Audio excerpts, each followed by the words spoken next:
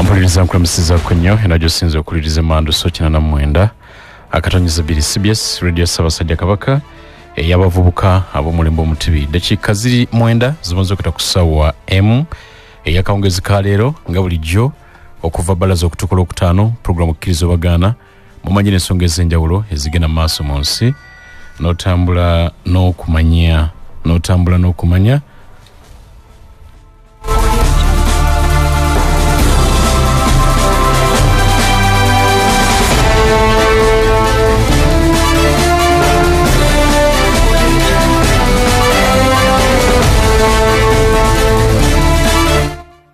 bingi bibaddewo wano mu ggwanga ab'ekibiina ky'omusanvu leero bateekeddwa sabbiiti ejja ku balaza n'olwokubiri bakola ebigezo byabwe by'akamalirizo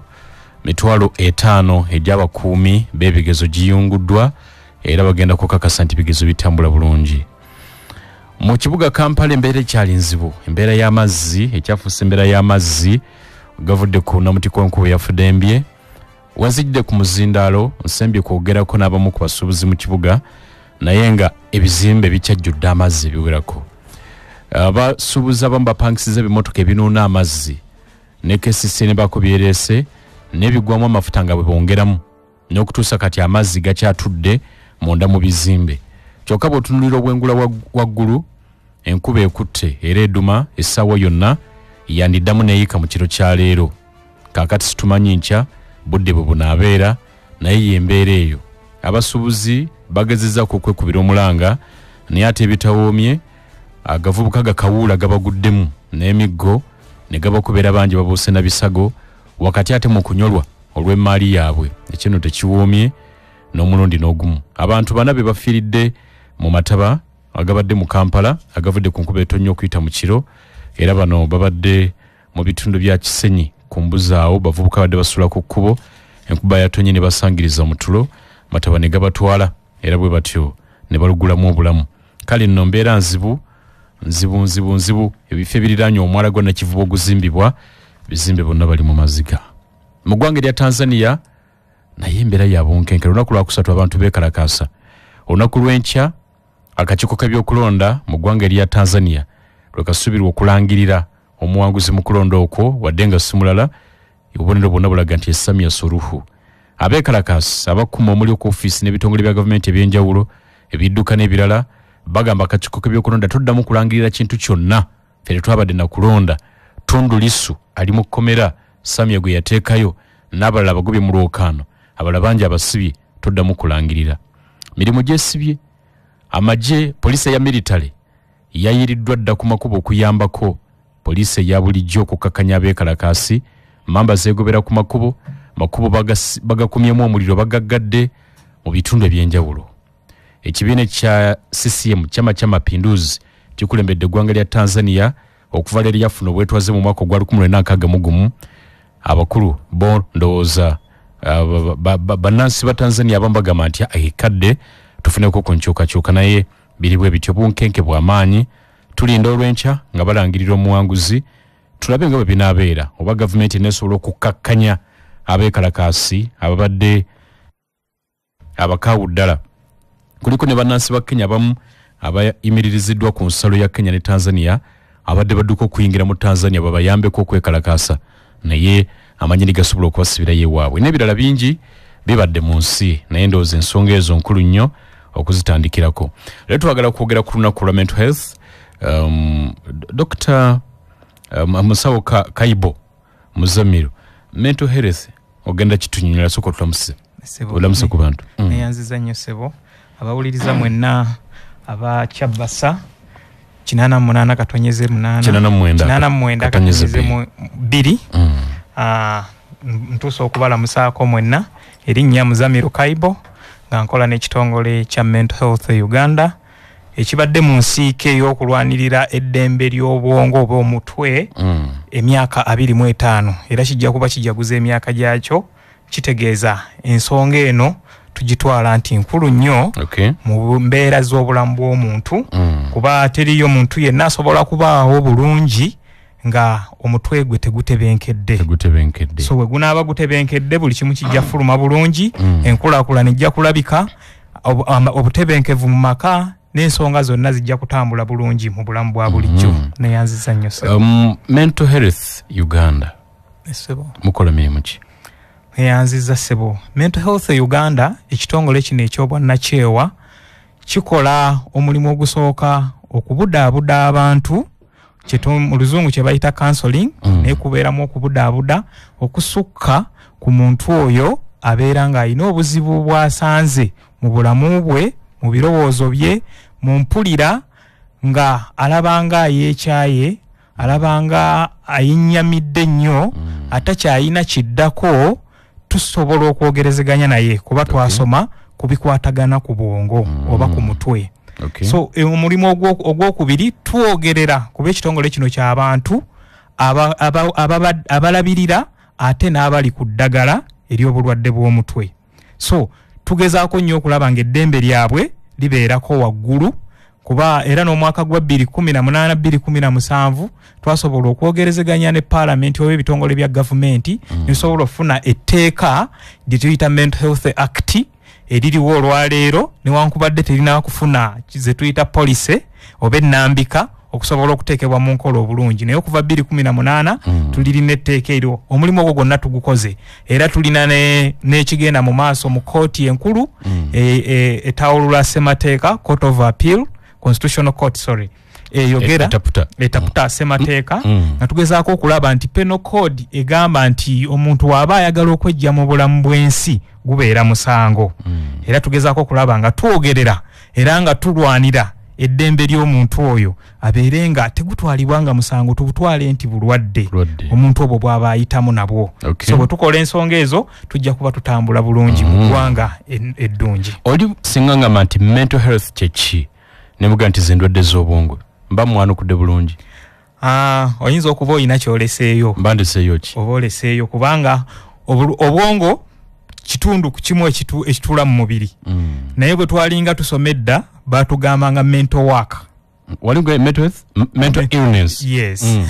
Wali twagambanga mental work bwe twabeeranga mu masomero nti 2 times 3 oba 2 emirundi 3 nga baga kiva mu ggwe ekikufulumamu ekyo tuyita ebirowoozo byo. Kati obulamu bw'obwongo bwe buweereza akabonero ako, engeri gy'oyanukulamu, engeri gy'oyimiriddemu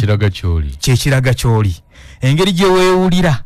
ne by'ogenda okuzzaako kola bye bitandika okufaananya omuntu oyo. Era ebintu ebyo tekitegeeza nti okubeera ng'olina obulamu tobeera na bisoomooza. Era bw'obeera nga toli musanyufu togamba nti nina obuzibu ku bwongo oba mu mutwe. Oyinza okuba tutebenkedde naye ate osobola okubeera n'enkola esobola okubigonjoola. Ffenna tuwangaala n'okkabirirwa ye stress. Okkabirirwa kuno omuntu asobola okuba nako nti olina ebisale by'essomero bikubanja, olina fiizi, renti, olina amafuta, amabanja, emirimu gyekyanze, ekikulaga nti okyayina obulamu bw'obwongo oba obulamu mu mutwe gwo engeri gy'oyanukulamu. So buli twanukula obulungi ne tutagenda kukozesa biragalalagala, ne tutagenda okulaba nti twesibira mu nnyumba, kituwa okuba akabonero nti tuli balamu mu bwongo nga tusobola okulwanyisa ebyo ebituli okumpi oba ebituli ewala. Ampulize Mandusokoli batugamba nti ffenna tuli balwadde nembu level eseddalu lyaffe zezaawukana, nembu ffenna tuli balwadde, kituufu? Neyanziza nnyo okusinziira ku kunoonyereza okwakolebwa ekitongole ky'ebyobulamu ekyensi yonna kyalaga nti buli wabeera abantu 5 kuliko omu alina okuteteeganyizibwa mu bwongo. Okuteteeganyizibwa kye twandiise mu luzungu disorder, obutali butebenkevu mu bwongo ku buli bantu 5. Era buli olaba abantu 5 manyi omu asobola okufuutukamu ekigambo ky'obadde otamusuubiramu. So ku buli bantu 10 abantu 20 essebo balina ekizibu ku bwongo. Ku bwongo buli bantu 10 bantu 20. Abantu 20 basobolera okubeera ddala nga bayina naye nga batudde nabyo. Nga tebasobola nga tebanatuuka mu mbeera eri ey'obuyi gye tuyita illness. Obuyi ku omuntu okubeera nga takyasobola kweyamba, ng'ebizibu bye bimuli waggulu nga obulamu yabuwaayo nga takyalina manyi gafuga kubifuga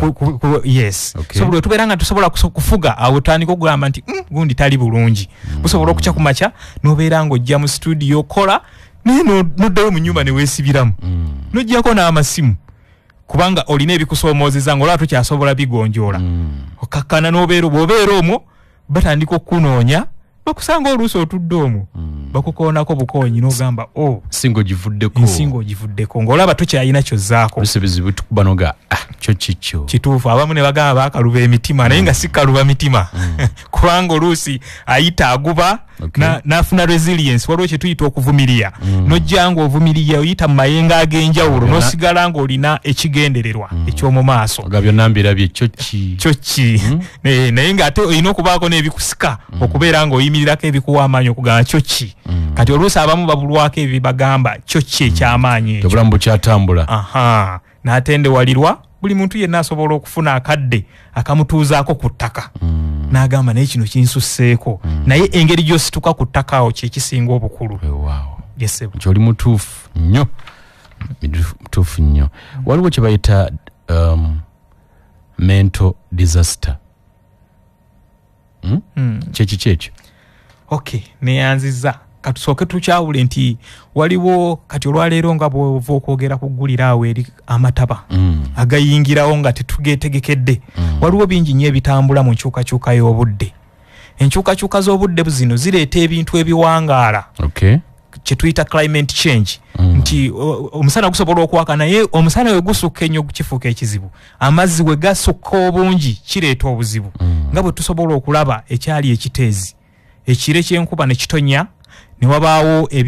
kasasiro n'abumbulukuka kitegeeza tuba tutandise okufuna disaster oba kye tuyinza okuyita ebibamba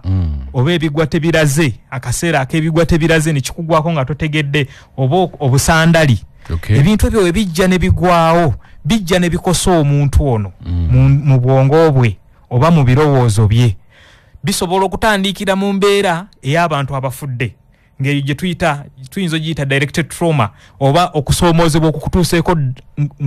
kuggwe mwennyini kati nga bw'okyogedde abafiira ekiteezi yesebo ab'eŋŋanda bakaaba kati bana bafiiridde mu mataba kituufu kati embeera eyo ketuyita ebiseera byakasambattuko oba ebyebibamba bwe biba bituuseewo obudde obusinga tutunuulira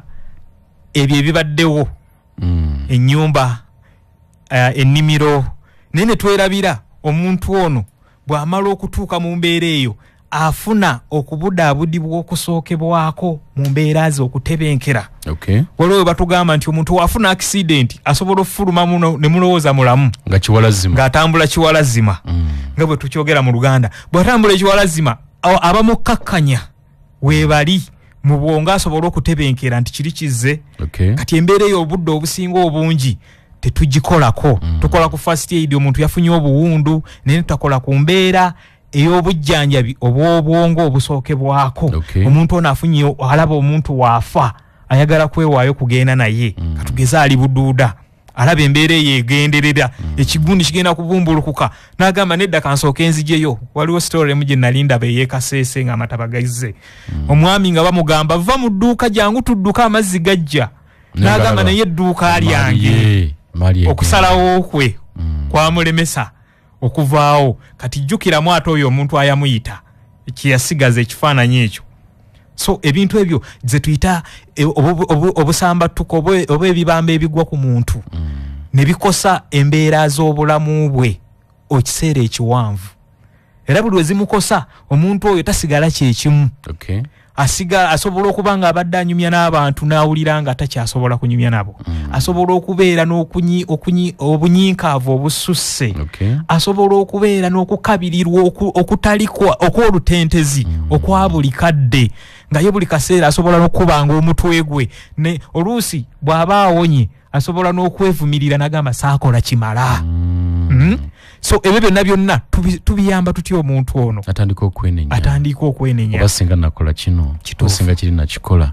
oba nandiziyiza kino byonna ebyo biva nti omuntu ono tatebenkedde kati mu kaseera kaalimu naye tusobola tutya omuyamba nga sinaba kugenda kumuyamba birala ki ebyongera oba ebivaako endwadde z'obwongo katulabye nga ku bibamba ebigwa byotugambye obweraliikirivu ku fees n'ebirala birala nga ki ebireeta endwadde z'obwongo. Ebintu byonna omuntu byawangala nabyo mu bulamu. Ekisooka omuntu oyo asobola okuba nga mu musaayi gwabwe oba mu lulyo lwabwe nga mulimu obulwadde bw'omutwe oba obulwadde bw'obwongo oba obulwadde bw'omutwe katukiyite obulwadde bw'omutwe mu Luganda olutuufu nti obulwadde bw'omutwe obusobola okuba nga bwaliyo mu bbanga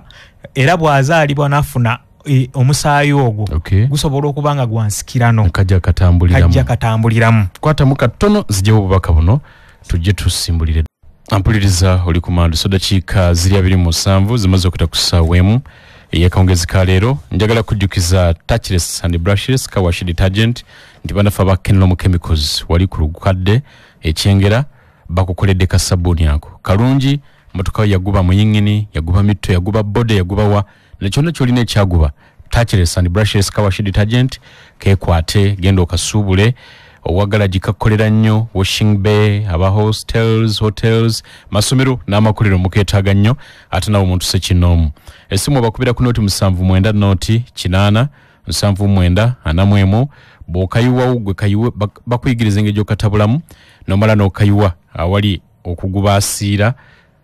ne kasitula obukyafu obwo n'oyiwako mazzi ne bikulukuta. Touchless and brushless car wash detergent. Folosizo Treza kyakutedde omwaliro leero lwakutaano babeera na live band era mu maaso waliwo omuyimbi ow'enjawulo agenda okujja abadigizeemu. Folosizo Treza erirwezaawo ngodde ekajjansi naye obutuuka ku mafuta ga mogas wansi awo era ojja kubuulabawo bulungi nnyo. Kifo kirungi kigazi abalina emikolo tuli mu sizoni ya mbaga mugende mukolereyo emikolo gy'ekitiibwa mu kifo ekikkakka mu bulungi environment nnungi. Abagala okugenda ku honeymoon ebisulo birungi nnyo n'abayagala okumulamu obuwummuzi. Swimming pool weri bafumba emmere ya buli ngeri kugamba otuuka wali n'obanga owummudde. Omutimbagano kwe bali guli www.forestescaperesort.com www.forestescaperesort.com oba n'obakubira ku nooti 7 nooti 8 521 995 ne nooti 778 333 486. Njagala kujjukiza lumu nti MTN ekugamba nti Manda Mobile erese bande empya ziri 2 zigenda kutuuka ku nnaku 30 ng'oli okwo ku bando zo oteetera nazo nnaku 30 mitwali 3 gyokka bwe giti. Basobola okukuwa gibbi 20 eza data bw'oba teweetaaze gibbi 2 eza data ne bakuwa gibbi 6 n'eddakiika 6 ku mitwalo gye 3 gyokka nga zimala omwezi mulamba. Onyumirwe okole business ogende ku internet okole byonna byeyagala onyumirwe weewummuze okuyita mu mwezi niga stach 19 hash ku Manda Mobile onyumirwe nga bw'okoleeza stach 19 hash Manda Mobile koleeza. Abagenyi nina babiri mwami Kaibo Muzamiru omuwulidde bulungi okuva Mental Health Uganda ate ne Dr. Hafsa Sentongo Lukwata Commissioner okuva mu Ministry ey'ebyobulamu. Dr. Tulamuseko. Esebo abawuliza bafa abalungi akawungazi k'olwaleero mbalamusizaako mwenna buli omu mu kiti kye era mbalamusa mu linnya lya Mukama Katonda era nga nsaba n'obatolera ku salaamu ti assalaamu alaikum wa rahmatullahi wa barakatuh. Okay. Tweyanziza nnyo. Katusooke tudde ewa Muzamiru Dr. nga akyawummuddemu ko katono. Muzamiru we tubadde nti biki ebivaako endwadde z'obwongo we tubadde awo. Eyanziza nnyo sebo nga bwe twogedde ku kika ekisooka ekimu ekireeta ekyebibamba then ne twogera ku musaayi gy'okulidde mu lulyo lwammwe sobola okubaamu then nga bwe twongera nti tusobola okusanga ebintu we tuwangaalira byetuwangaalira bisobola otuleetera embeera ey'okubanga obulamu bwaffe bukyankalana mu bwongo. Byetuwangaaliramu nga bitya? Katugeze osinga okuwangaalira mu bireekaana ennyo obeera mu awantu osobola okuba nga oli waka wali ntalo buli kaseera osamba ttuko mu maka olaba abantu be batulugunya buli kaseera. Ebyo byonna bisobola okutuleetera then n'enneeyisa yaffe mu bulamu bwaffe ze tuyita lifestyle basobola okuyigirira okunywa omwenge n'agenda nga agukozesa oba ebiragalalagala ebyenjawulo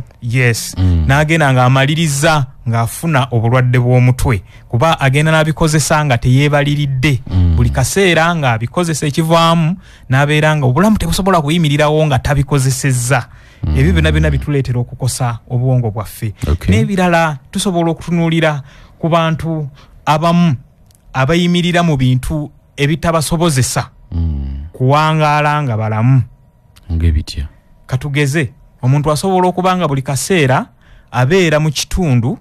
ekirimu abantu abakozesa ebigambo oba ebikolwa ebitali bya buntu.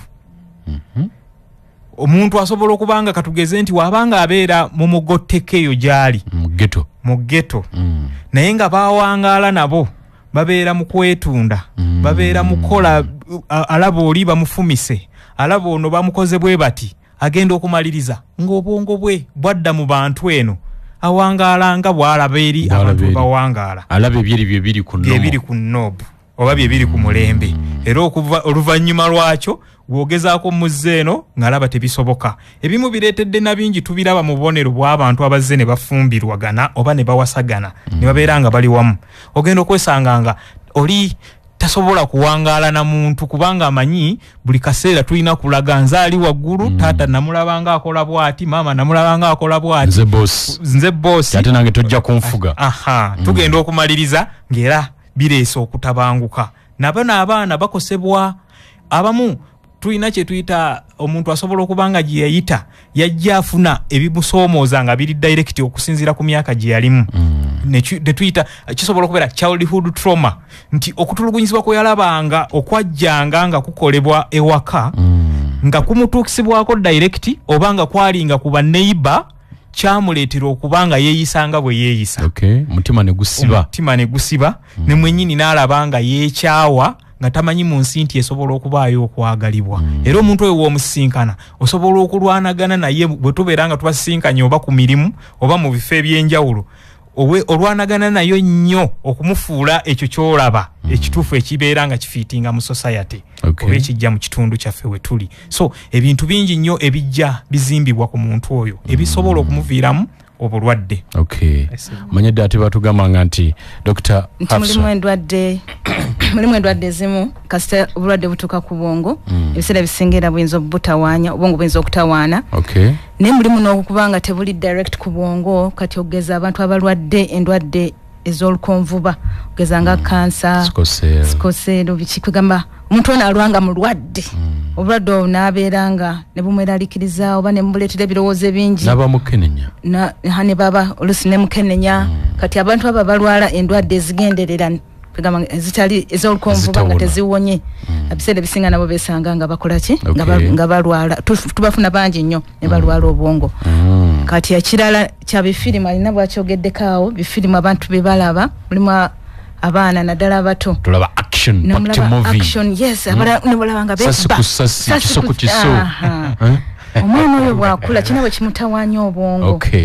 Kati n'ebirala kati ng'ebiragalagala byogeddeko naye betting eyo mulaba zaala kuba zaala oyo alina bw'atawaanya obwongo era singa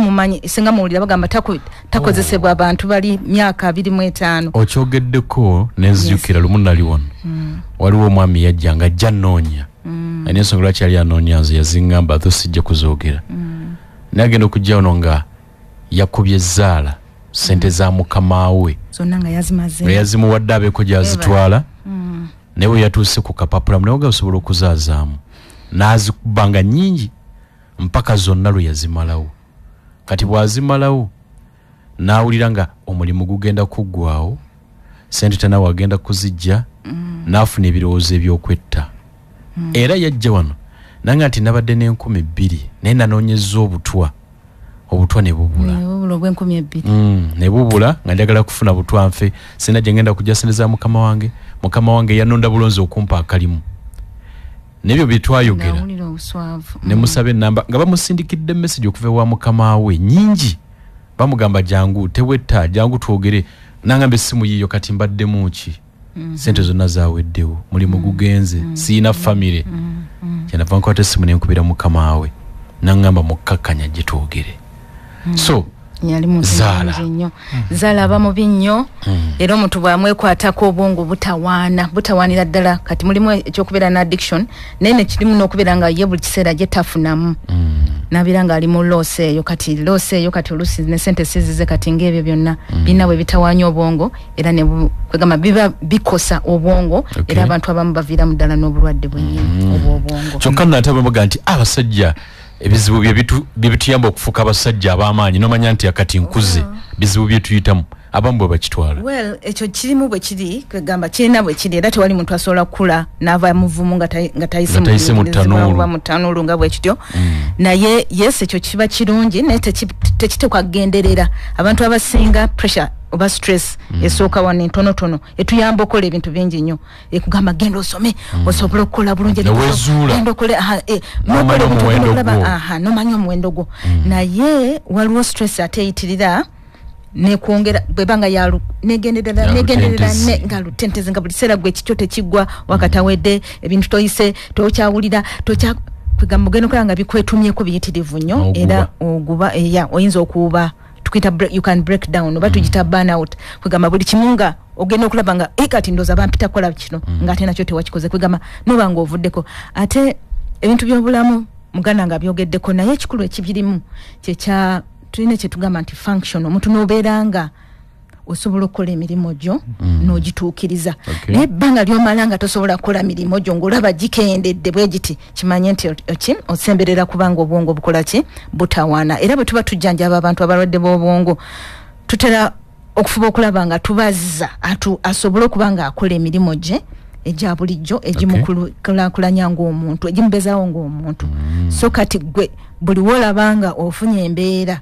tokyasobola tebikyolaba yenkolera ki faaki oyinza okubanga gwe tokirowooza nako naye nga kati abawangala nabo balaba nga tokyamalako nga tokyasobola mirimu gye bakuwa nga tokyasobola wadde gwe oyinza okuba okyagezaako ng'owulira ng'okyasobola okugezaako naye ng'obwongo buba bukiganye buba bukomye nga tokyasobola kukola musawo Kaibo endwadde z'obwongo zino zirimu ebika kituufu ddala zirimu ebika tuyinza okumenyayo nga biibyo n'obubonero bwabyo neyanziza sebo ebika bingiko ddala ebiri bwe tutunuulira structure olwaleero tuyingidde ndooza ebika ebisukka mu 225 twogere ku bisinga okulabika naye ebisinga okulabika biyimiridde mulimu kye tuyita depression okwennyamira okususse omuntu oyo ne yeekubagiza ekyo kiva mu mbeera zaffe kye tuyita mood nti omuntu oyo abeera takyasobola kubuguma ne wabeerawo ekisesa omusanga tasobola nga kiwangaala ekiseera ekisusseeko ensi yagivaako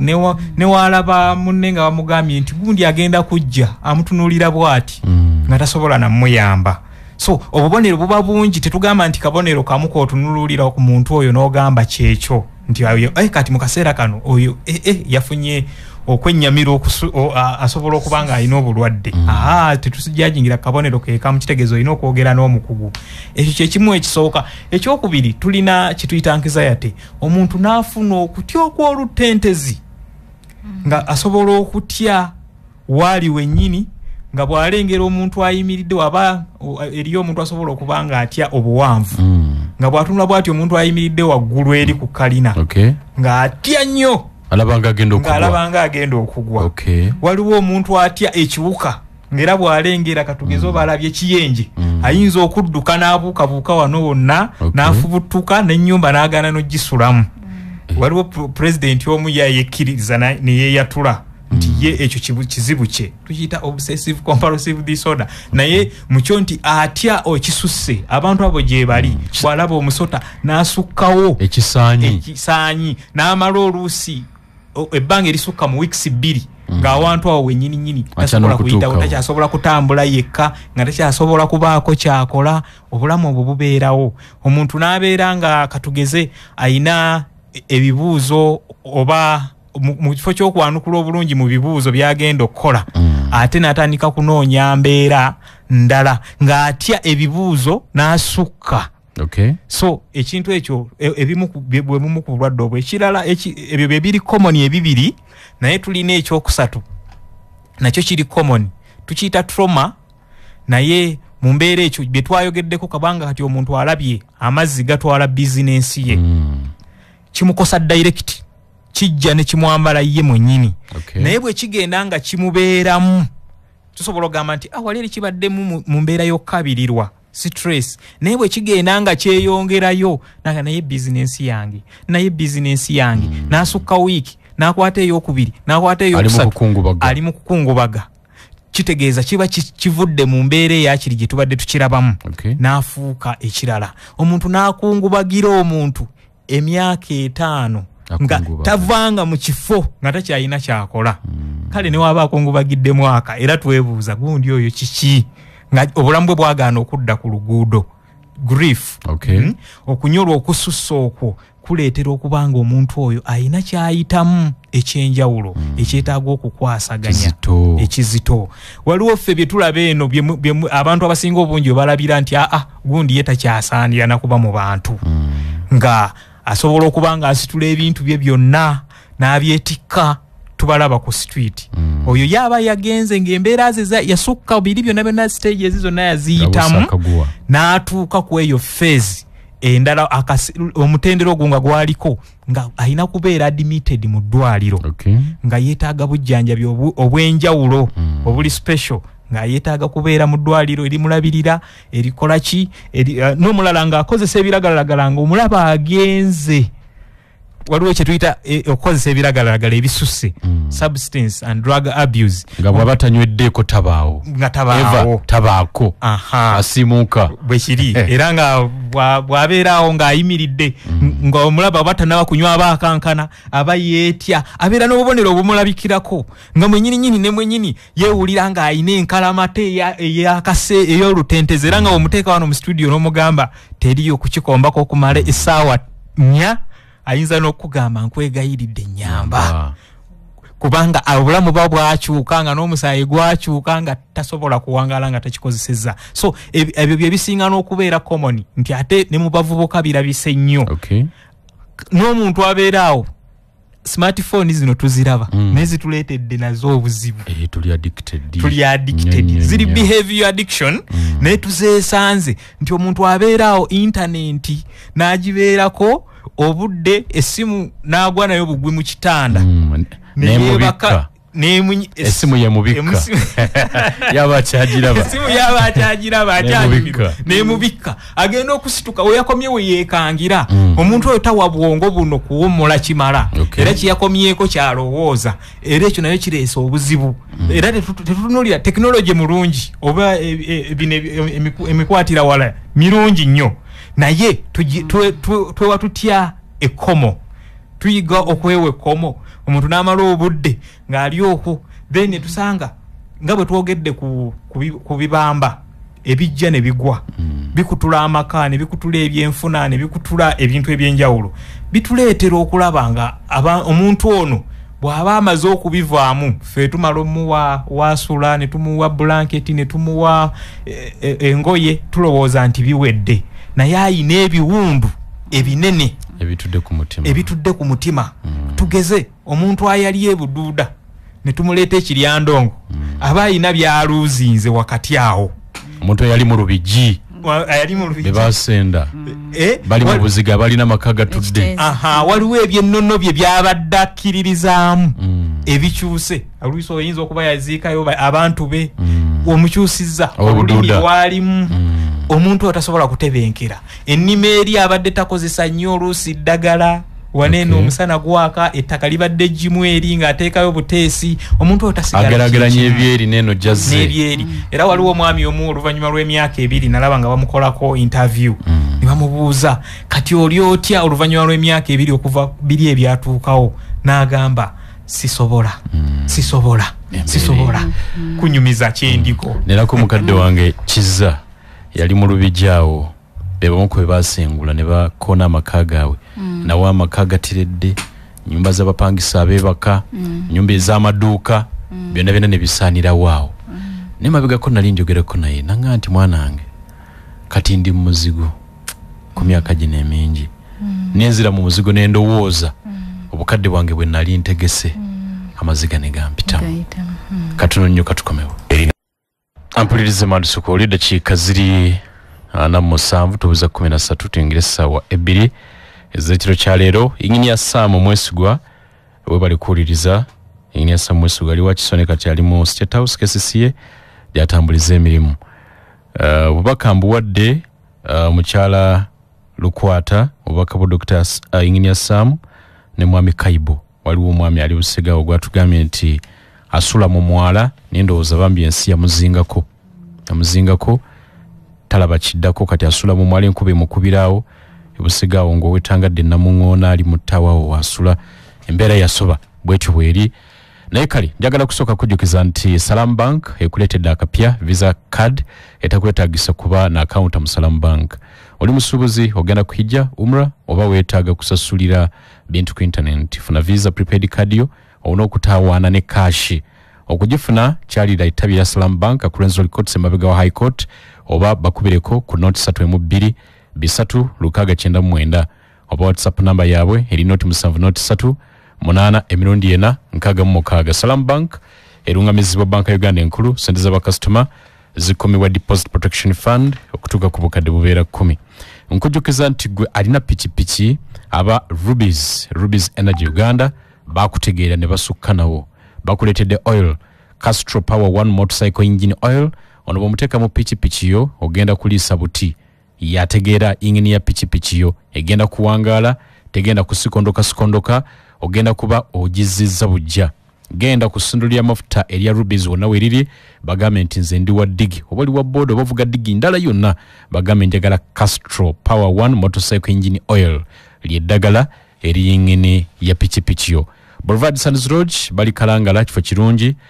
bategese ekifo ekisaanidde osobola okukolera omukolo gw'ekitiibwa ku bizinga ekalangala eyo ku kizinga ky'Essese jjojja okuba ku bizinga by'Essese jjojja okubasanga bafumba emmere ennungi ennyo bategeka emikolo egya buli ngeri ng'egadde otegekerawo balina gardens nnene ate zikonye ku mazzi mwabagala okukolera emikolo ku mazzi nga museeyeeya MV Boulevard Speedboat weeri kuga buli kimu kibeera mawulaana gendayo balina ebisulo birungi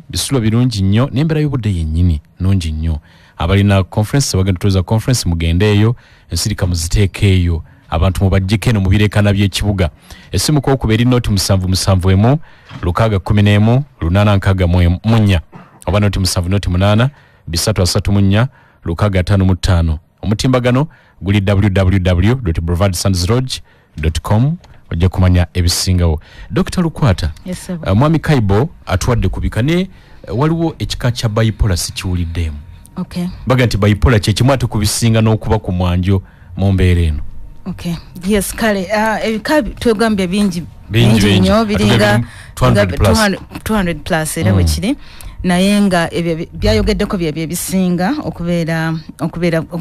abantu bebasinga okubeera nabyo naye kale yes oyogedde ku bipolar buba bulwadde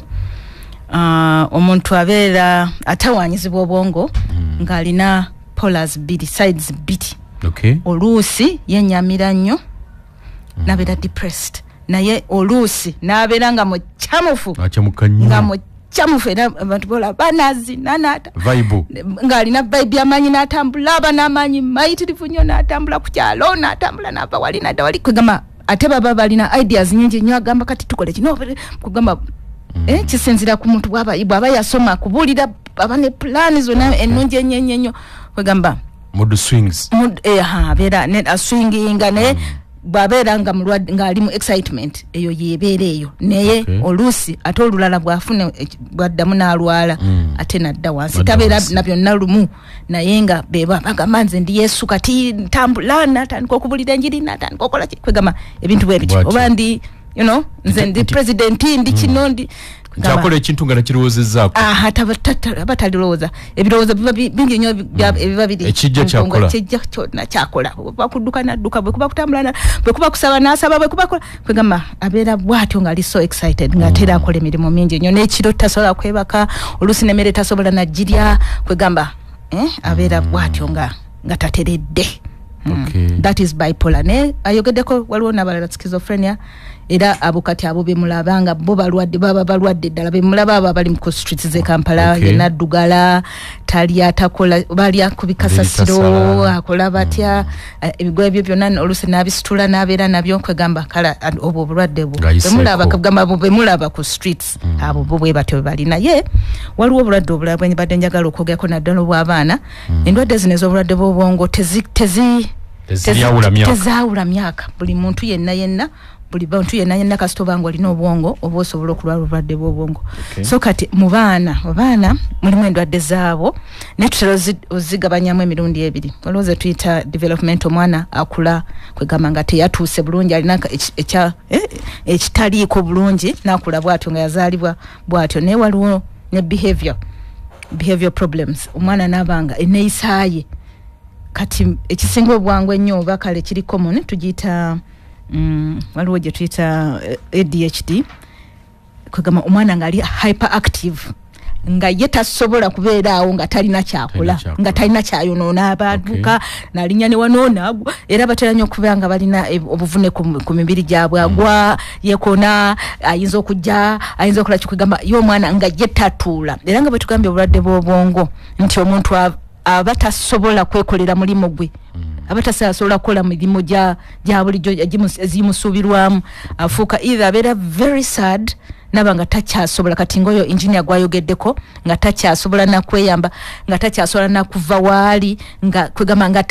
nga talina kyalina naye oluusi mulaba nga yeeyogeza ng'ayogera yekka ng'alina kyeyegamba ate era oluusi babeera n'obwo babeera n'amaloboozi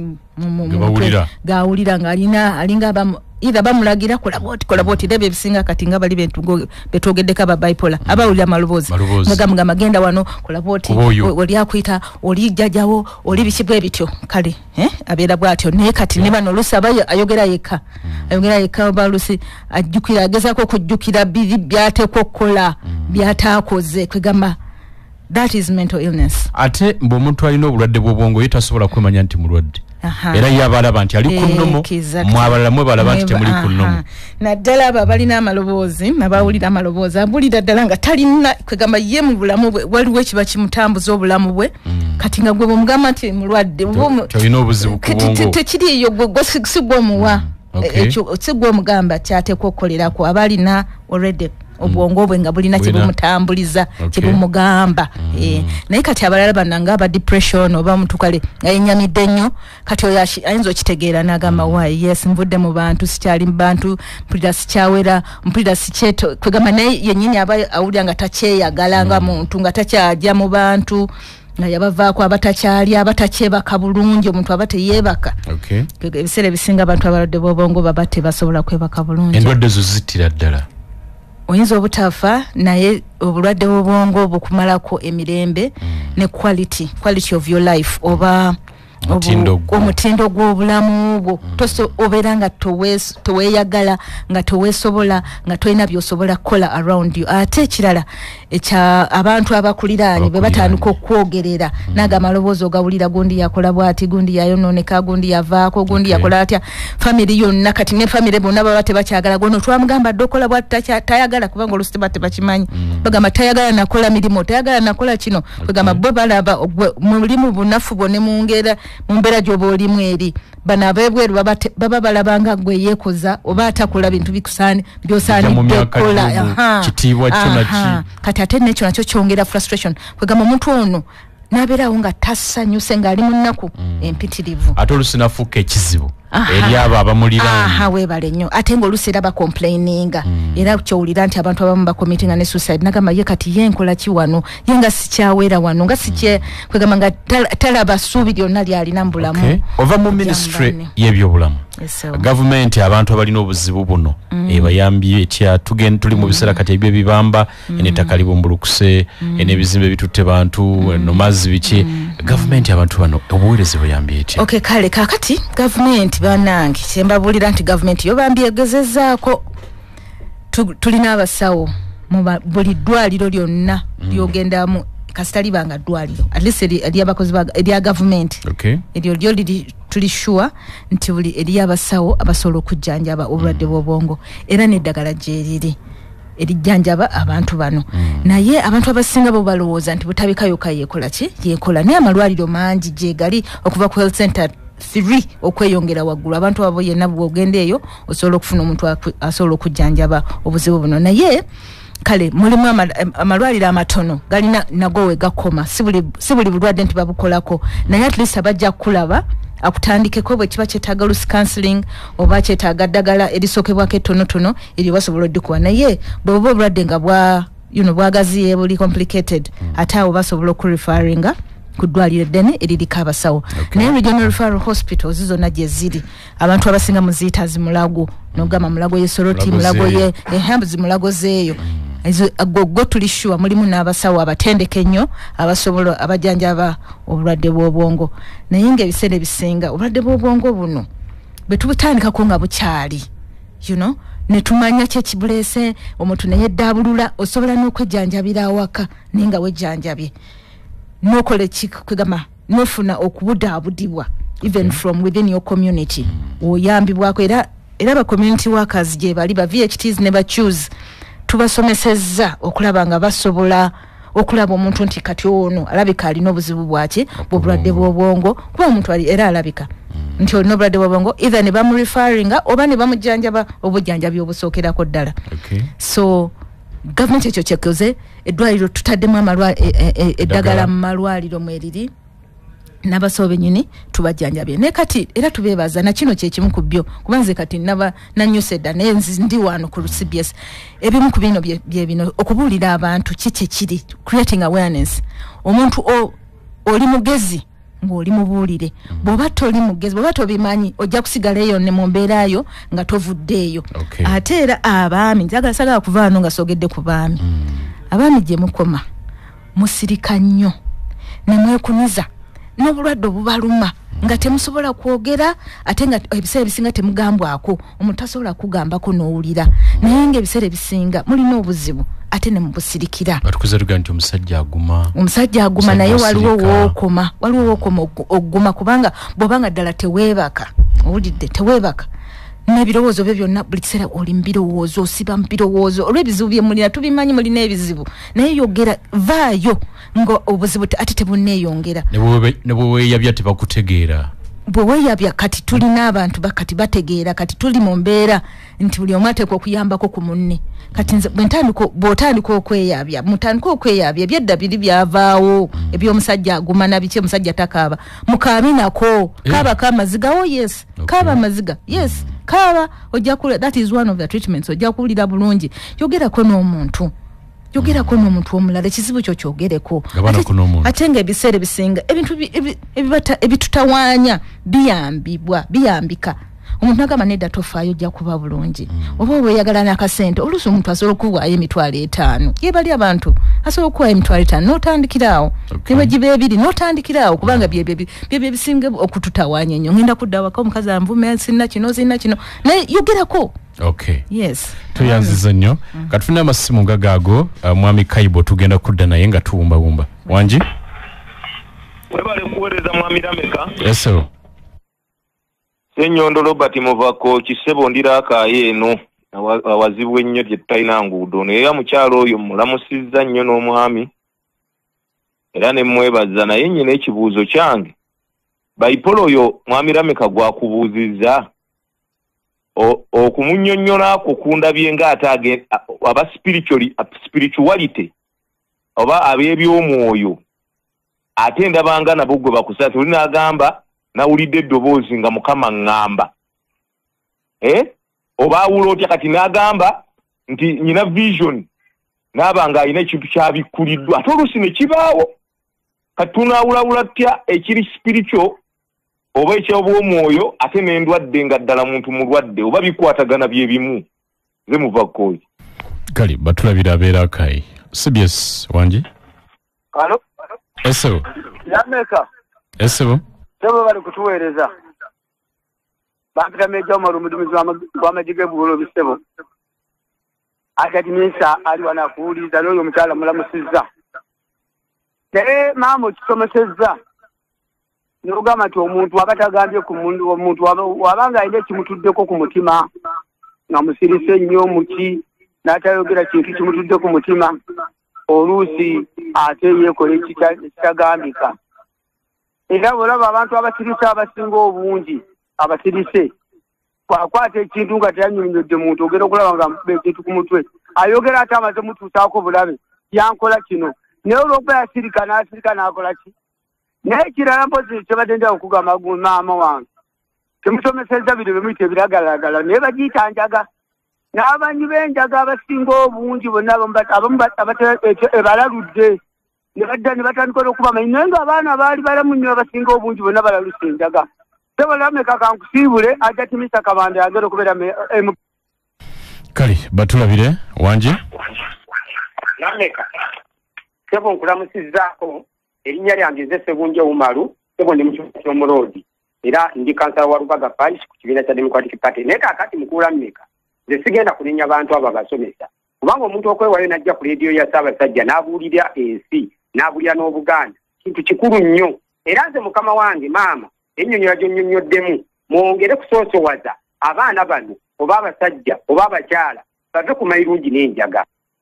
Okay, tuyanziza akadde kaffe kaweddeyo. Musawo Kaibo Muzamiru ekigambo ekiwumbawumba. Neyanziza nnyo ffe mu byonna abakubi b'amasimu tubeebaza ne Mukulu Meka programu yaffe eno. Ffe nga Mental Health Uganda twateekawo ennamba ey'obwereere eva ku lunaku olw'Emmande paka ku Lwokutaano saawa 2:00 paka saawa 11 omuntu agikubako n'ayogera n'abakugu abasobola okubudaabuda abagaba obujjanjabi. Ennamba eri 0800 21 ogikubako mu ssaawa ezo ez'okukola ne twogerezeganyaamu ne tusobola okulaba nga tutambula olugendo olw'okutebenkeza obwongo bwaffe. Omuntu yenna ali eyo bw'obeera ng'owulira nti olina ky'oyitamu ng'okiyitamu olowooza nti oli wekka kuba ku ssimu eyo ogabaneko n'abakugu abanaabeera ku ssimu eyo mu Mental Health Uganda. Damu gisome eri 0800 21 nyangu nnyo 0800 21 ate abagala okugerako naawe wennyini gwe bawulidde ku mando so kuba kati ate gojja kubategeera nnyo naga nti musajja yabadde ku CBS. Asobola era okuva ku ssimu eyo yennyini kubanga era mbeerako kubagikwata nja kuba era wanaaba akubye tusobola okwongera okwogera ne twebangula. Noti 8 noti 21 yabwerere tutambuza ekitongole nga twagala tuwulira amaloboozi agaveeyo yonna. Tutambula n'omuntu oyo okusinziira ku bwetaavu bwe mu kulumizibwa kw'obwongo oba mu kutulugunyizibwa. So byonna mbeebaza abawuliriza ntumirako bonna abali eyo ababadde batuteza amatu. Mukwano gwange omu ngambye kwali bamuyita Isamayi George akola ku Vienna Namugongo. Webale nnyo tuwuliriza mwebalire. Obulwadde bw'omutwe si bwa bbeeyi nnyo kujjanjaba tugeze bipolar n'ebirala ng'oli okizudde. Obulwadde amazima gali nti bwa bbeeyi kasita obeera ng'ogenze mu private institutions. Mu gavumenti ojja kusangayo eddagala naye waliwo era ebika by'oyinza okusanga nga tebijja kubaayo ng'olina okubigula. Era waliwo oluusi omu atera okutukubirako n'akugamba kati nze empeke enjigula 1,000 so obulwadde bwa bbeeyi kuba obulwadde bwonna obukwata ku mubiri bwa bbeeyi ng'otuuse mu buyi. Naye obanga nonaatuuka mu buyi olabanga obwalayisi. Kirungi nnyo okubulwanyisa nga tebunaakufuuka lwa bukonvuba. Bwe tunaabulwanyisa amangu tujja kusobola okubeera abalamu obulungi tusobole okuweereza eggwanga. Tweyanziza nnyo Dr. Hafswa Lukwata sula batuliriza. Yes, nsanyuse nnyo abatubuuza ebibuuzo muva kooki sebo naye ndiwe kooki eyo mukadde wange mundabirawo ekyotera Hajjati Lukwata bamundabirawo ekyotera naye ekikulu kyoyogedde kikulu nti yes endwadde zino ezimu ziri spiritual. Era omuntu era neba spiritual era babiwonya olw'ensonga nti bwakusabira n'ayogera naawe endwadde nga wakalwala obulwadde buno bwe tubujjanjaba amangu tebuba bwa bbeeyi nnyo kubanga ebiseera ebisinga kuba kwogera kuba kubudaabuda kuba kikwegamba kuzza bwongo obwo ne babuzza naye gwe bw'olinda n'obeebanga tujja kuyita kutana kale ng'otabuse awo kubanga wetaaga eddagala eryo liba lya buseere era nebbe era bajja kuba bakujjanjabira ebbanga nga ddeneko twegamba tegulinga musujja nti ennaku 2 oba 3 so oba ojjanjabibwa ebbanga eddene aboogedde ku biragalalagala yes tubiyita biragalalagala naye mulimu enjaga n'amayirungi bana ebintu ebyo by the way twabiwera waliwo etteeka lyawera ebiraga ebyo ebintu bikozesa mu Uganda muno naye lwakuba abantu bakyabikozesa naye mukimanye nti ekiseera kyonna mugenda kujja butabika mugenda kusimba layini eye butabika oba amalwaliro getwogeddeko ago agajjanjaba obulwadde bw'obwongo ekisinga obukulu butabitandikako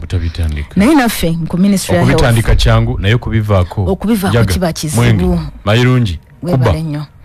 ate ng'ebiseera ebisinga okuggwerabwa mu ddwaliro ng'obwongo butawaanye naye tulina eddagala tulina layini yaffe eya ministry ya health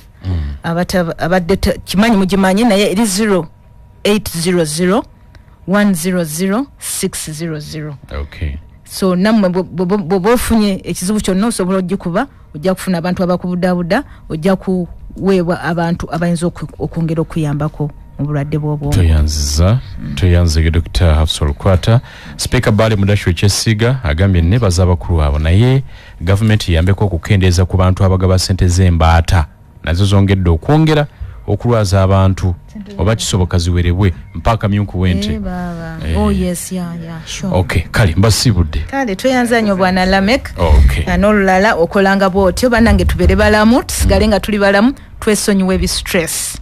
tweyanza mpuliriza kankomewo musawo ey'okubiri tugenda kwogera ku bulimi bwa kedo kya ttunzi kyotalina kubuusa maaso mu ggwanga n'olwekyo ensonga gye tugendamu tova ku manduso mpuliriza manduso ku kyali dakiika ziri 11 zimaze okuta ku ssaawa 2 ez'ekiro kya leero nga bwe nakutegeeza nti mu ssaawa eno ey'okubiri tugenda kwogera ku nsonga ya bulimi ate si bulimi bulala naye bulimi bwa kedo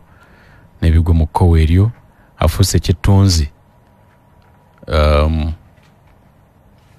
ekittunzi ate bannayuganda kimwetaaga okwettanira ennyo nina abagenyi babiri asukayi Francis Kisirinya senkulu wa Uganda Agribusiness Alliance tulamuseeko batuwuliriza tukosiguli gusaidi eri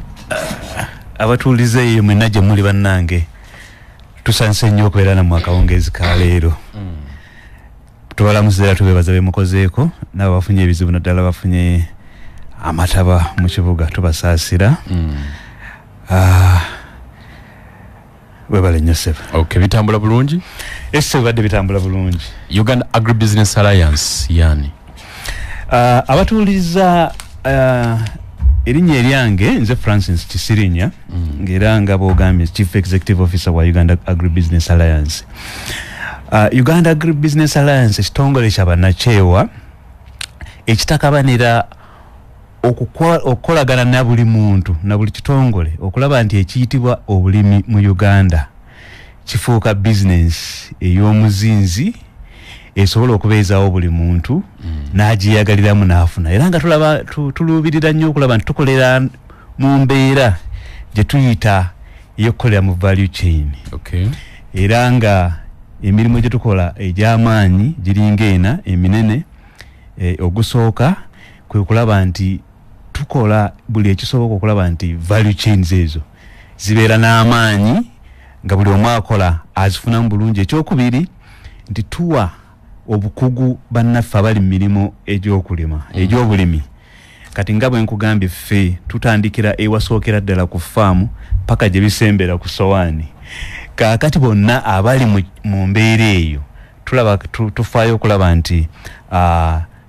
tubawa obukugu obwetaagisa okukola emirimu egyo obulungi. Ekyokusatu kwe kuteekawo enkolagana y'abantu bonna abakola emirimu egyo mwe abalima abatambuza abasunsula abeddagala buli omu alina kyakola nti wabeerawo enkolagana eyo nga mu nkolagana okwo kiyamba nti buli omu aba ategeera bulungi nnyo kyekigenda mu maaso era n'akola ekintu ekitegeereka. Ekisembayo kwe kulaba nti tukola okulaba nti wabwangawa enkola mwe tukolera emirimu nga abali mu mirimu gy'obulimi business environment embeera mwe tukolera eyo ebeera nga esobola okuyamba buli muntu okulaba nga akola nga afunamu. So kitegeeza nti ebintu byetasobola nga ffe abantu ba bulijjo ebikwatagana n'amateeka, ebikwatagana n'enkola, ebikwatagana n'embeera yonna eyo tubyaŋŋanga nga tukwatagana n'abantu abalala abali mu mirimu gino okulaba nti twogera ne gavumenti okulaba nti eteekawo enkola ejja okusobozesa buli ali mu mulimu oguyitibwa ogw'obulimi okubeera ng'akola ng'afunamu. Sebo ebyo bitono byetukola. Ampuliza omugenyi owokubiri ye mwami Samu Balagadde, ssentebe wa Hot Fresh Uganda. Tulamuseeko. Webale nnyo Sebo. Abatuuliza mwenna mbalamusiza nnyo akawungezi ka leero. Amanya gange mugawulidde kanyongereko nti nze Samuel Balagadde oba Samuel Balagadde. Era ng'ekitongole kyange ndi ssentebe w'ekibiina kye bayita Hot Fresh Association Uganda Limited nga kye kino ekitwala ekigatta abasuubuzi bonna abatwala ebintu ebikwata ku mmere naddala ebibala n'ebivaavava ababitwala ebweru nga kwotadde ne avocado ono gwe atuleese wano olwaleero. Ate era wamu n'abalimi wamu n'abo bonna abakwasaganya emirimu egiyamba omutindo n'okutwala ebintu bino ebweru. Nga abakola ebibokisi, nga abakiliyaringa, nga abatuwa obutale bonna bekikwatako, abatuguza ensigo bonna ffe tubatwala. Baluga nti nebweru Keddo bamwettanira nnyo nti mulungi nnyo eri obulamu bwaffe mu byokulya naki. Keddo ono atufuukidde ekirungi ate ekizibu. Kubanga ekizibu lwakuba nti obwetaavu bwa Keddo naddala gwe bayita haasi buyitiridde mu myaka mitono nnyo abantu bamwagadde nnyo. Tubatwala Keddo ono wa bulijjo nga tumutwala mu nsi ez'enjawulo era nga bamwettanira. Naye ate ono haasi gwe bayita haasi obutonotono ate butufuukidde era ensonga lwaki tukwataganye ne bannaffe bano aba Uganda Agri Alliance tulabe butukola ki bwalimwa butulungamye emirimu tutegeeze abantu ate tukonomekoma n'okwekyo kyokka oba abebweru bamwagala okumulya n'okukolamu ebintu ebirala bikwata ku lususu onviiri. Lwaki naffe wano ekisookera ddala lwaki naffe wano tetumulya tusobole okubeera abalamu. Lwaki haasi bakuwa byakuddamu ki? Lwaki haasi oyo gwolaba bw'otunulira ebika bya Keddo omulala yenna haasi katera kuba katono yembeera abantu b'ebweru bye baagala nnyo obuntu ki obutonotono n'ennaanansi zaffe bw'oziraba sibazaagala nnyo, baagala buli obunnaanansi obutono ate nga bukaawa butukaayirira. Baagala MD2 bwe bayita MD2. Twayinangedde Obufalansa wabulyako Obufalansa bwebwo MD2 bukaayirira naye babwagala. Kakati ne haasi ono naye ate haasi alina ekyenjawulo nti alina obutto oyo munjiko okusinga kwaliwa ono waffe wa bulijjo. Kati ndowooza bw'otwala nti baagala agula kamu $2 nagera n'akalya naye ate kalimu n'ekirungo ekya obutto ya longoosa olususu kakedo kamu $2 kakedo kamu kajja n'okugula $2.3 mu nsi zonna ez'enjawulo. Mu Asia Buyindi, mu America ekyasinze okugula ovacado ono mu nsi yonna mu nsi z'omu bazungu yonna. Akatale kagulire ddala abatundayo be bataliiwo obungi bwa ovacado anti ngamba nti tewali abagala Keddo bangi naye Keddo atundwayo akatale tekanamatira era gwe guno omulamwa gwe tuliko kati ne bannaffe bano. Tulabe bwe twongera okwagaza abantu okulima avocado, tulabe bwe tulungamya okutuuka mu katale. Nono avocado ono aliwo owaffe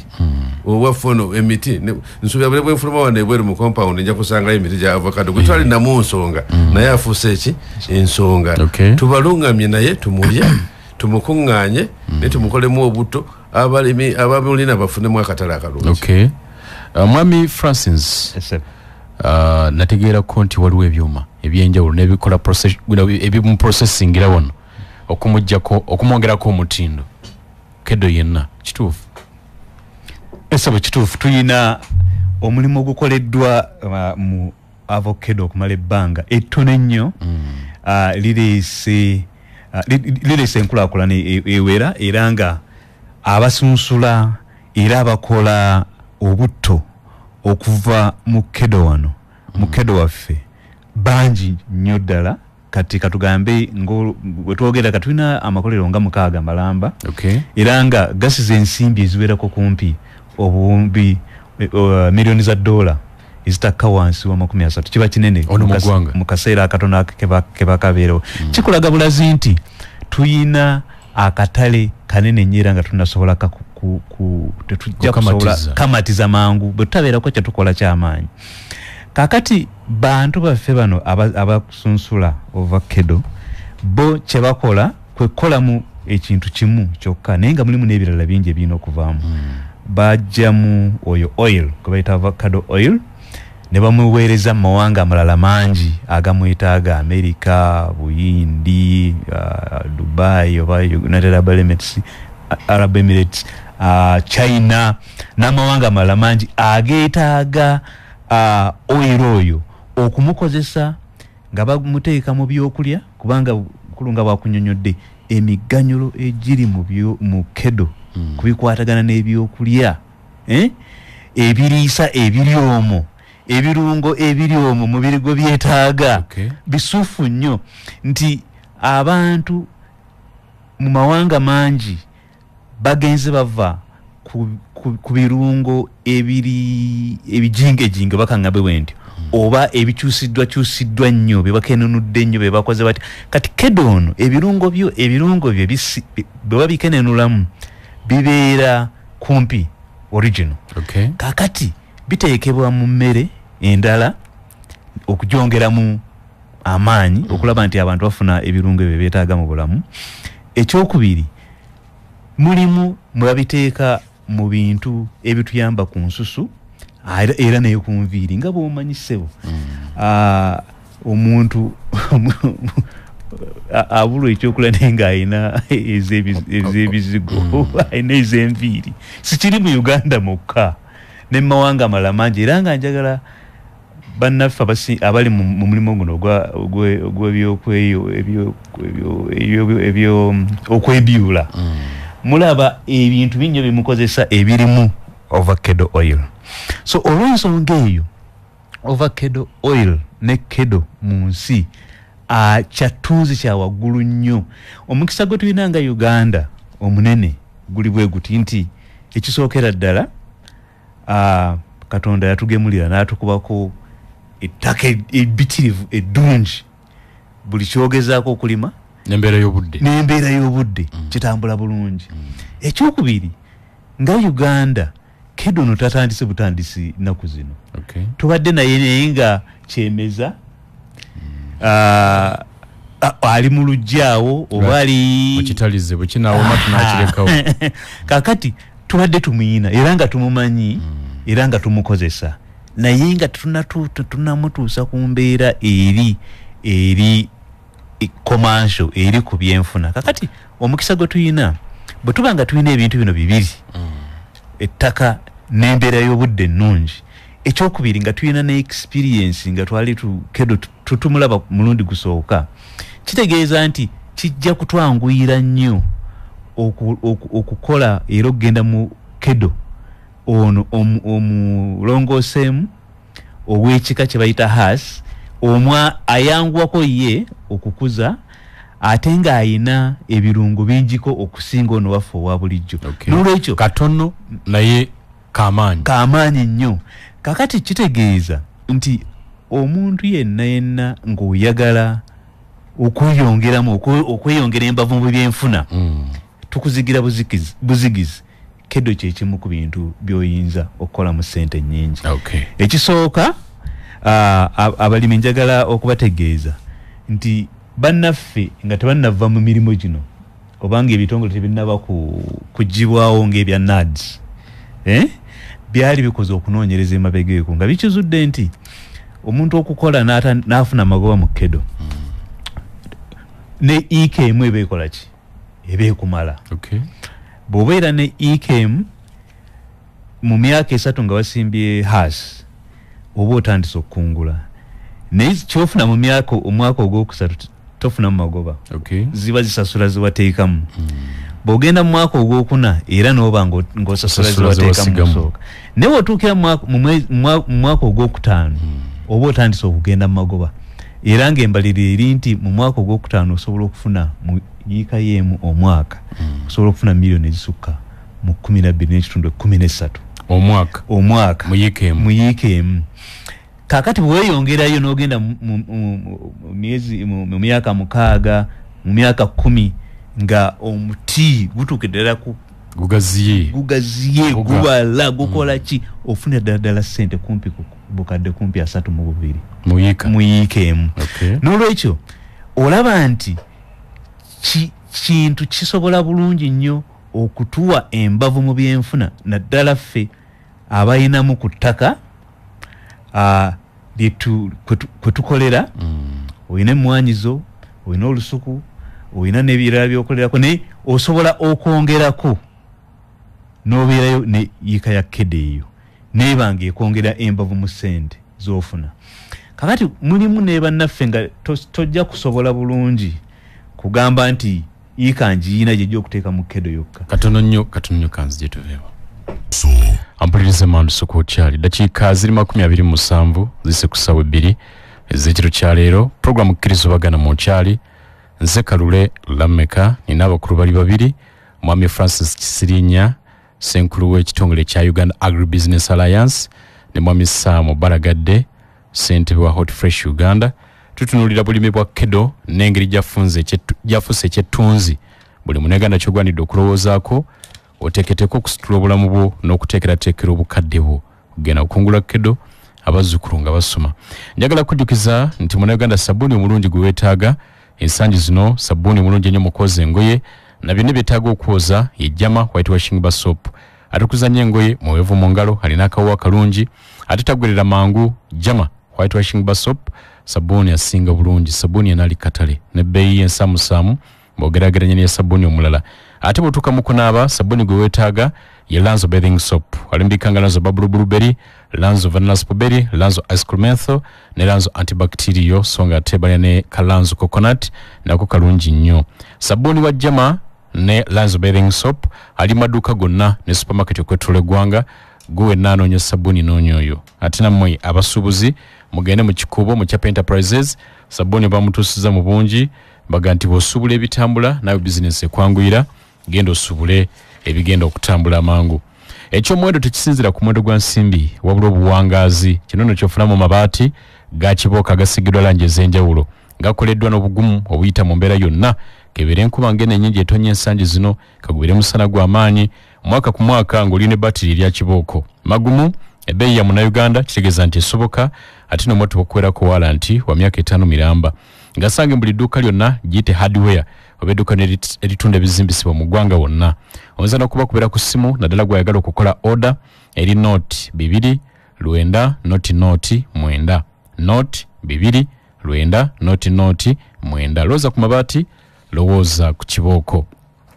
I&M Bank bakugamba kati osobola okubankinga ng'okozesa I&M Banking Agency osobola okubankinga n'okutereka ssente zo oba okutereka ssente zo ng'okozesa banking agent oba mobile money ekuli okumpi wonna wooli jayo ssente zo ng'okozesa ATM kaadi yo eya I&M Bank oba teekako ssente zigende butereevu ku akawunti yo eya I&M Bank kyangu nnyo kyesigika ate tekitawaanya okubankinga kwanguyiriziddwa omulamu bwa bulijjo genda wa I&M Banking Agent akuli okumpi onumirwe okutereka ssente zo I&M Bank eri ku saidi yo I&M Bank erungamizibwa banka ya Uganda enkulu ssente z'abakasitoma zikuumibwa ekitongole ki Deposit Protection Fund okutuuka ku bukadde bubeera 10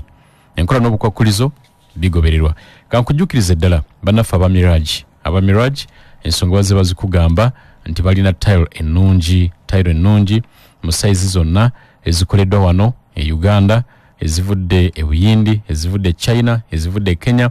ezivudde wonna bazirina ate mu saizi ez'enjawulo babadde bakuwa bonanza omwezi guno gwonna ogw'ekkumi nga bakujjukiza era n'okukwebalizaako oba okukuyozaayoza olwa Uganda okuweza emyaka 63 egy'obwetwaze ne bakutegeeza nti byonna bakyabirina bikyaliyo genda bugenzi wali ku ttabi lyabwe ku kitebe kyabwe kiri Bugolobi Chinatown opposite Uganda Bati Murana Road wakawe bali era esimu ko bakubira eri notu 754 anamusatu anamutano nkaga mukaga obana tu 779 99 asatu 99 webiryawo webiri bingi ngojeko tiles ebikozebwa mu kuzisiba bina webiri santaleware omuli jacuzzi water heaters bathtubs n'ebirala bingi binojja kubisangawo atenga transport bajja kukuyambako okubituusa gye biraga abakulu nkyabalina mwami Kisirinya abadde tuga nti waliwo omuntu nga yetayina yiika yeetadde nti agenda kuteekako kedo oyakola ati kati bw'oba tolina yiika yeetadde naye nga olina w'olimira olina ku bitooke olina ku mmwanyi oba n'ebintu ebirala by'oba olimirako era tukubiriza nti osobola okusimba emiti ku nsalosalo ejja kedo nga bwe twasimbanga edda oba na buli kati abalimi bebakola ne basimba emiti mu nnimiro zaabwe fo ky'okusimbamu omuti ogutagina kye gugenda kukuwa simbamu omuti gwa kedo mu bitooke ebyo owe space emala omuti ogwo mu myaka ena gujja kuba gutandisa okukuwa naye mbadde njagala okukubbirako mulimi munnange nti tokigendamu kullo nga tosoose kumanyisibwa kiki weetaaga kukola togenda mu kutuusa mu kkolo mbadde nkusaba ogumiikirize weebuuze nti bannange bwe mba waakusimba ne mba nnyina yeeka yange oba yeeka 2 oba 3 nga ngenda mu kedo ono ndokwaki varieties kize nalisimbye era nzijjawa kikulu nnyo tosala obusazi kulunoga nti obuti bwa kedo bwentambula ndaba mu nsiko bwekyemeza buli n'ogenda n'obukuŋŋaanya abamu ayinza n'okulaga kangula ensawo yange ya kedo wa haasi ngende ngiyiwaawo bumere ne kedo ng'akyuka ojja kukola ensobi ate ejj'otajja kwagala kakati endokwa bazijjawa so endokwa eza kedo waliwo amakampuni agakakasibwa gosobola ogulamu endokwa ezo nga Misubi emu ku kampuni zetumanyi ezitunda endokwa ezo ekyokubiri abalimisa bajja kukulaga bulungi nnyo engeri emiti gy'oba ogisimba ate n'okugiriikiriza ogiriikiriza otya waliwo okuliikiriza ng'okozesa ebijimusa ebyaffe ebiri ebya chemical waliwo okuliikiriza n'oba ng'oliikiriza n'ebijimusa ebya nakavundira ebiri organic byonna biba bisobola okukukolera naye ekigendererwa kyo kiba ki bw'obanga ekigendererwa kyo kya kutunda biri organic ekitegeeza nti olina kuliikiriza na bijimusa ebya nakavundira obeerenga bwaba nga babuuza gwe ebintu ebiri organic osobola okuba nga oyitawo kati bakulage n'enkola endala ezeetaagisa okukola enkungula y'ovakedo ebeera etya kubanga nga omukulu w'abannyonnyodde omuti guno ogwa haasi emiti gyaffe gino emizaalirwana tugyagala nnyo ne bw'obanga onoonya kasente na miganyulo egisingako wali badde ogenda mu miti egya haasi emiti egyo giyina enkola zaazo mu kukungula mu kukola muti sinzibu n'akatono nezeetaaga okuba ng'omanyiiko ng'okitegedde bw'onoogenda okumukungula n'okwata enkonyogo oba n'okwata omuti n'oguyuuya ogenda kuyiramu eki ebimuli ogenda kukola otya bajja kukulaga engeri y'okukikolamu obeerenga bw'okungula ebintu ebitegerekeka ate omuti n'otagukosa ne gubanga n'omulundi mulala gugenda kusobola okuwa ebibala abakugu bano basangibwa kuba kati ogambye nti abalina endokwa abatongole ne Uganda yonna CBS genda kwetuula Uganda bagenda yonna Uganda beetooloddeyo gye bali abakugu bano era bamemba baffe abakukutifu ekibiina kya Hot Fresh company bagita Musubi Farms Limited be bakyasinze okuba n'ennimiro esinga obunene mu Uganda nga bwakati bayingidde eka 8 eza kedo eza haasi emayuge era nga bagenda mu maaso bajja kuweza eka nga 2,000 naye ate mu mulimu guno gwe bakoze tebagala kubeera nti bakyekolera bokka baagala okulaba nti Uganda eyitawo ebenga yesinga mu Africa okubanga etwala haasi avocado n'olwekyo ebweru kubanga South Africa yeyali esinga kati Kenya nejiyitako naye ate Kenya terina ttaka ddungi nga ffe n'ebisaanyizo byonna n'olwekyo bo baakimanya ne balaba nti kiganye Uganda okukulaakulana kisookera ddanga bwakyogedde nze endokwa entuufu soba kuwa endokwa entuufu bannaffe abamu babadde bazinona Kenya nga zigula wakati w'emitwalo 2.3 n'ekitundu sente nnyingi naye kati bakutuusaako endokwa ennungi ku mutwalo gumu bw'oba bamaze okugigula ne bakuyigiriza endabirira yaayo n'okugirima ate oluvannyuma ne bakuwaaki ne bakuwa n'akatale ne bakuwa n'akatale ate era alimu ebika bibiri alimu haasi alimu agenda ebweru n'oyo aba asigaddewo bamugula ne bamukolamu ki oyiro ate noono owaffe ono wa bulijjo ono gwe tulina naye basobola okumukugulako bakivumbudde nti abantu baffe mu byalo babadde bamutunda ku ssente entono nga bamuguza abantu aba middlemen ne bamutwala ne bamuguza sente butono nnyo bagula abadondola kakati bataddewo enkola mutandika n'omwaka ogujja tebajja kuteekawo mu bifo eby'enjawulo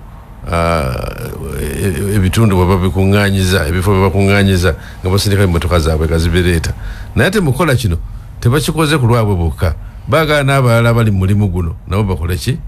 baganyulwemu n'olwekyo batunulidde Uganda yonna okulaba nga omulimu guno bagutuukiriza abo bokulira botunulira kati production infact netunaba nakugenda awo nti kuliko olira mu Uganda nti bino ebitundu balima nnyo amajani gaddayo nnyo nti eno balimu emmwanyi eno balima arabika ate eno balima bweziti Uganda yonna Kedo adda oba waliwo ebitundu nti alimu bino na bino Kedo ono yeewuunyisa kubanga akula mu bitundu byonna na wano we tuli wano mu Kampala bw'ofuluma wano mu studio ojja kumusanga mu compound zaki z'abantu antuga nti hasi wonna agendawo akula okujjako mu bitundu ebirimu omusana omungi ennyo ayinza obutakulayo naye nga akula buli wamu ate bw'oba muwadde amazzi akulira ddala n'akola ki nayitirira oba muwadde irrigation naye nga alinga avocado omulala Kedo omulala akula mu bitundu byaffe bisinga obungi ku production yaffe sofa nti betufulumya akatale tukamatiza kyenkanaki bwetuda ku percentage tetulina wetukamatiriza has avocado ono asinga kuva mu nsi za America Chile Mexico ezeeyo zibadde zisinga naye ate ekizibu kyabwe nti balina ettaka bbi ate n'ebibira byabwe bikoze ekibikaddiye kati wano twakamufuna akatale kanene nnyo nti tetuweza na 1% tetunaba kugiweza 1% tetunaba kugiweza musubi yekanga musubi twayagala okuweza ekaze emitwalo 10 target kakati bw'oba ofunye ekaze emitwalo 10 kati ne kampuni endala nazo zisobola okukola nazo nezikola ki nezigattako ekigendererwa kyaffe ffe nga aba hot fresh nti okuweza omwaka gw'2023 twagala ebintu byaffe bigenda ebweru bibe nga biweza omuwendo gwa $, obukadde si bukadde billion 2 obuwumbi 2 naye nga tulaba okututuusa ekinatutuusaayo amangu yono has avocado n'olwekyo tulina omulimu munene nnyo gw'okukola kati kyova olaba nti musubi yo nga kampani yeewaddeyo nti bwewulira nti abalimi bali gindi beekozeemu omulimu aba eka 5 aba eka 1 aba half acre abalima emiti abali mu kitundu kyekimu kyanguwa n'ekirala ababulina nga bamukuŋŋaanya esobola okunula nayo ne bafunamu ssente nnyingi okusinga lwe baziwa bano ba middlemen abagendayo nga bwe tukubiriza n'abalala nabo bakole ki bajje ate ekirala mu kintu kino kye tulabye nti musubi bw'anaamala nga bw'ategeka bino byonna alina n'ekkolero eddene erikola oyiro ekkolero eryo kati libadde lisobola okuprocessinga tani 6 buli lunaku naye olutuuka mwezi gwokusatu omwaka ogujja lijja kuba liprocessinga tani 300 buli lunaku kakati ate era nga musubi apulaninga okuteekawo packhouse ey'omulembe esobola okugradinga okusunsulamu avocado nemupakinga bulungi mu box n'agenda ebweru ng'agendera mu containers nenyinyogoze naye ng'ate bw'aba ataddewo ekintu ekyo ajja kuba akikozesa ate n'abalala nabo abasobola kibe nga kituyamba ffenna nga eggwanga musubi ono mu nnimiro ye yakateekamu sente ezitaka wansi w'obukadde bwa $2 2.5 ataddemu naye nga tannaba nafunako wadde 1%. Okay. N'olwekyo kyakulabirako era abaagala okulima abatono n'abanene abakkiriza okukola ki okugenda okulambulayo. Ekyo kikulaga nti sitakikoledde ye yekka akikoledde ki eggwanga lyaffe lyonna. Abaagala okulima bangi bagezezzaako. Waliwo abeeko okukola nti waliwo yalima eka 10 nga memba wa palamenti nezifa kati yakiyeeko okukola naye ensobi ezo ayagala azimalewo. Omukulu yakyogedde n'agamba nti ensobi etandikira kuki ku ndokwa. Bw'owulira nti endokwa egula 3,000 gwe n'ogula eyinza obutakuwa kituufu naye ono bw'ofuna endokwa entuufu ate nga n'agikuwadde akugamba nti nja kugigoberera ndabe bwekola ki bwetambula awo baaki mugumu naga ebbeeyi nja kugikuwa n'abalala bonna abaze twagala babe nga bakusasula bbeeyi nnungi. Bbeeyi bweti si buli omuntu asobola okutwala Kedo n'ebweru tekisoboka ng'emmwanyi bwe ziri nti gwazirimi si gwozetwalira ki ebweru. Kati n'ekisigaddewo kyonna kyonna n'akitwala. So campaign eno gye tuliko oba ngiyite ntya mu Luganda kaweefube ono gwe tuliko kati bwakulaba nga tukubiriza abantu bonna balime Kedo. Ate era bamulye baganyulwe ate nga bamulima nga bafunamu ssente. Abamu mbadde mbagamba nti ng'omukulu bwakyogedde nti kino kintu kyosobola okukola kati nekiba nga ye pension yo nti bw'oli mumula emirimu gyo totaddemu ssente nnyingi osudde emiti gyo banonga komiti obulamu ne butambula. Waliwo eyagamba waliwo ono omukulu ansanyusa nnyo ti sente zimera kuki komiti oba omumanyi Professor Bio Research sente Professor Nyanzi prof. So n'olwekyo abamusobi bano batuleetedde omulimu guno ate nga baagala balage bannayuganda bonna bakitambuze bulungi. Mwami Balagadde abatulizo oyinza okuba ku namba yo ey'essimu nsobola okugibawa. Enamba yange eya Airtel eri nooti 7 nooti 2 nya nooti 6 nya 2 5. Ate eya MTN eri nooti 7 288 354 zonna ziri ku WhatsApp. Nooti 7 nooti 2 ana 64 25 oba nooti 7 88 7 83 abagala endokwa na biki byonna ebigwa mu kkowe hot fresh. Bono si bugubi si molinga era si kulima busaanyi biralamu. Omanyi bajjukira abasajja batulimisa molinga basajja batulimisa obusaanyi siye hasi wano si kulimba era ayagadde yenna nga ali serious nga ayagala okulima tusobola okumutwala ewa musubi n'alabako nayerabirako n'alaba nti oli si wa muzannyo ataddewo faamu ennene bwetyo. Waliwo n'abalala bazitaddewo faamu nate waliwo n'abalala baziteekawo ne bafiirwa oba batandika bubi. Kati twagala buli omu atandika aleme kutandika bukyamu atandika omulimu ng'agutegedde bulungi. Mwami Kisirinya CEO Uganda Great Business Alliance abatuliza bawe ku namba y'essimu bayinza okwetaaga. Bannaffe abatuuliriza enamba yange eri 0772 43 kanjide 0772 438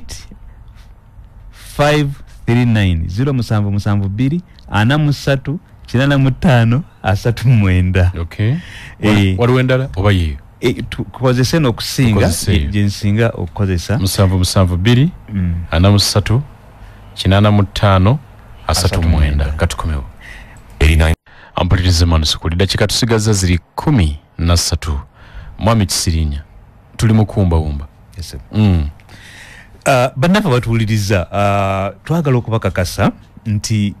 Kedo ono gwe tugezaako okutumbula gwetugeza kuba gwetutumbula bannaffe simulinga oba si bintu birala byonna bimubadde mumanyi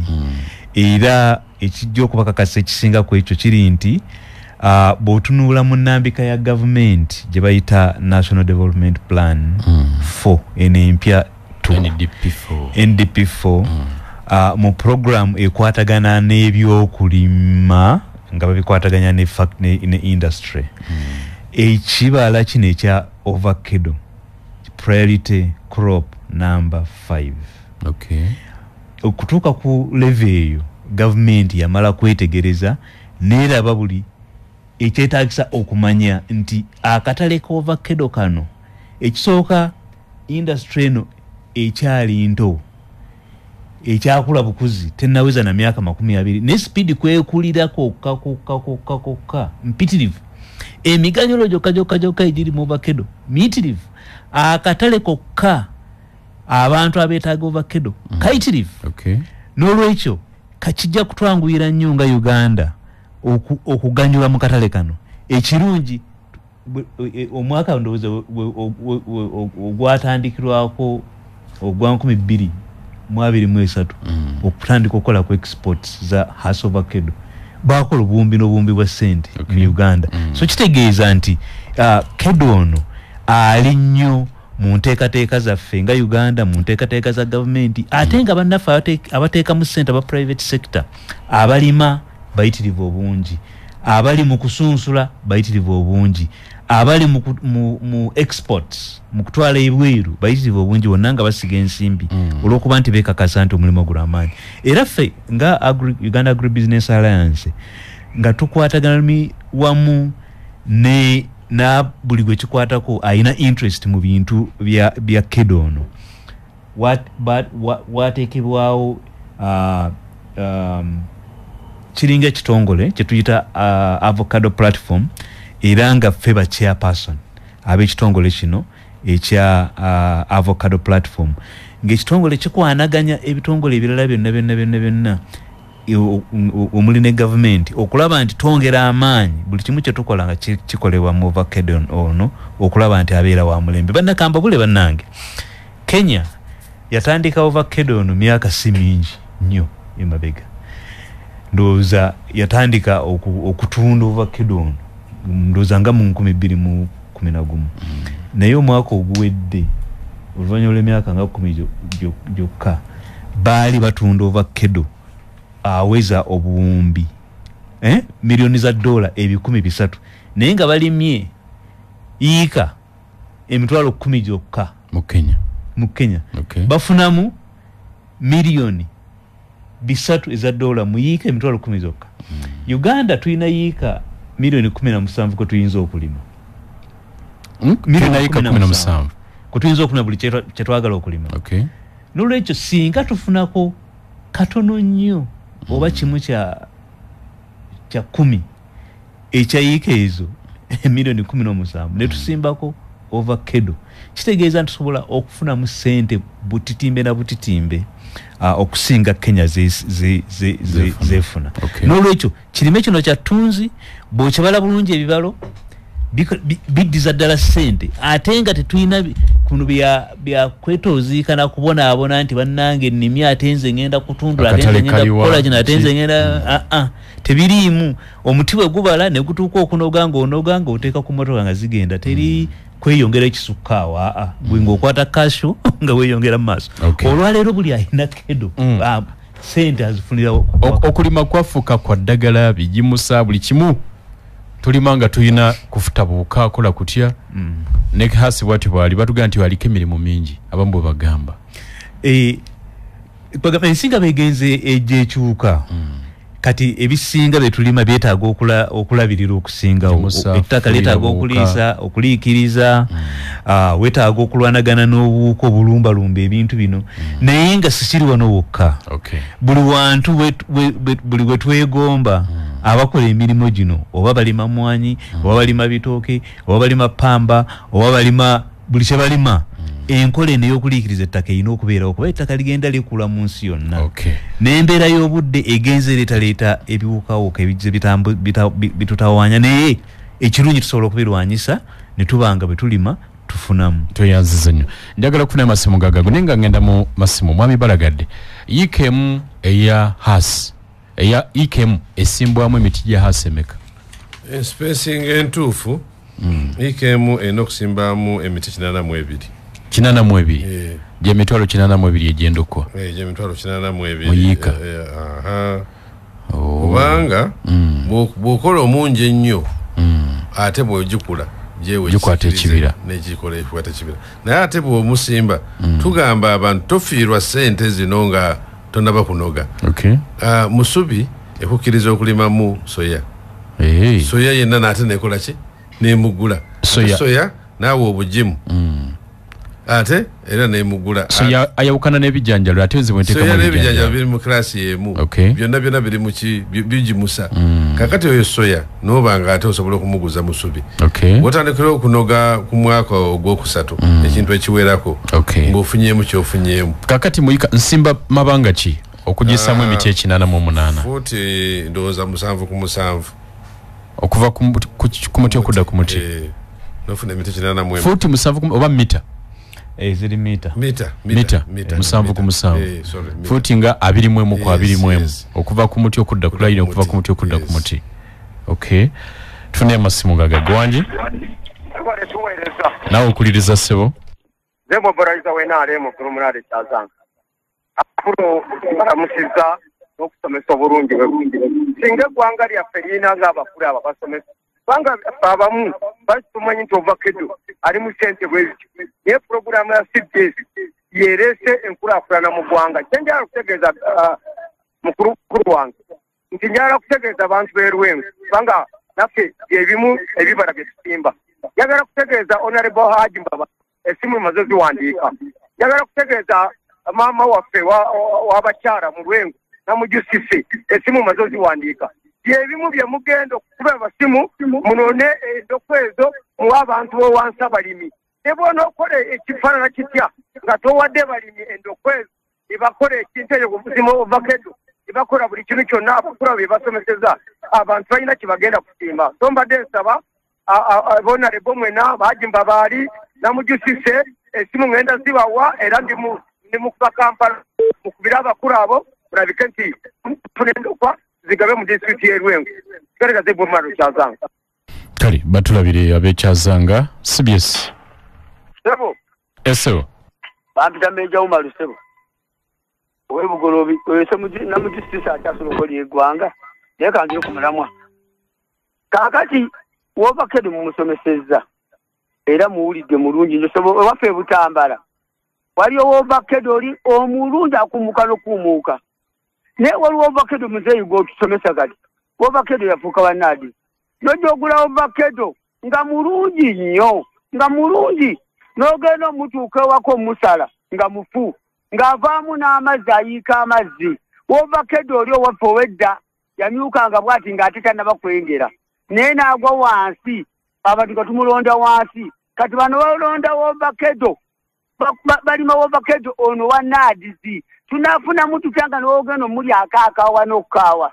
Sebo aja timisa kabanda agenda okwera MP wa Kampala akutumidde nnyo Sebo bali CBS wangi Pata wangi so mubale okuweereza yeso n'omukulu yeebale okusomesa eggwanga bambita baba nga bulijjo nsiza naganga gomba nti wovakedo lameka nkuwulira nti mulina mu bungi era ateekako naye obuzibu obuliwo abantu bali ensawo bagikola layisi nnyo kigezibe kireetedde eggwanga lyaffe okuba nti bagala okulima ekintu layisi nnyo baba nti mulina obeera omagate mugabo wange tukwatagane bukwatanye nti oguze ensawo nnamba. Kale tuyanziza akadde kaddusa amasimu kankome kwago ebisigadde mugenda kubakubira ku masimu gaabwe. Mwami Sam Balagadde wa Hot Fresh Uganda yagenda nti abalina musubi kwatagana n'aba musubi abalina endokwa abalina biki yakugambye simu mukubire ku noti 7 noti 2 ana